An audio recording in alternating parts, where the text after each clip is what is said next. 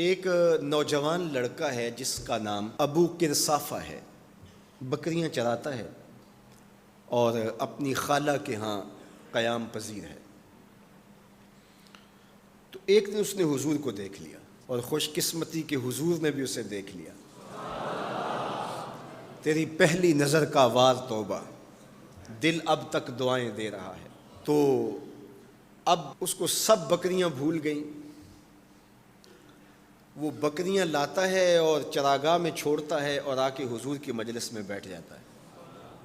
ایک دن خالہ کو پتہ چل گیا کہ یہ تو سارا دن وہاں بیٹھا رہتا ہے، تو اس نے سختی سے منع کر دیا کہ تم وہاں نہیں جاؤ گے۔ اب ایک دن تو کاٹا، 2 دن کاٹے، لیکن برداشت نہیں ہوتا۔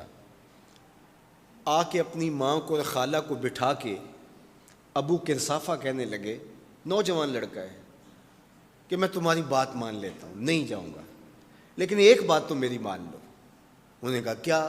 کہا ایک بار تم میرے ساتھ چلو تو صحیح، اس کے بعد اگر تم نے روکا تو رک جاؤں گا، ایک بار تم نے میرے ساتھ جانا ہے۔ انہوں نے کہا ٹھیک ہے، ہم چلے جاتے ہیں۔ حامی بھر لی، خیال تھا کہ ٹھیک ہے اس کی کہنے پہ ہو آتے ہیں، اور اس کے بعد جو ہے وہ اس کو پھر زور بھی دینا پڑے گا، اس کی شرط پوری ہو جائے گی۔ اب ابو کرصافہ اپنی ماں کو، اپنی خالہ کو لے کر حضور کی دہلیز پہ پہنچا۔ کچھ دیر بیٹھے اور واپس چلے تو اسے بے چینی تھی کہ اب یہ کیا بولتے ہیں، چونکہ اس کا مستقبل بھی اس پہ لگا ہوا تھا۔ اب اس کے دل کی دھڑکنیں تھم رہی ہیں کہ پتہ نہیں میری ماں کیا بولتی ہے، میری خالہ کیا بولتی ہے۔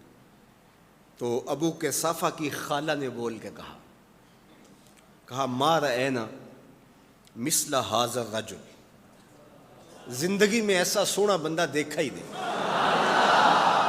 لکھاں لوگ آئے زمانے تے، محبوب خدا جیا کوئی نہیں۔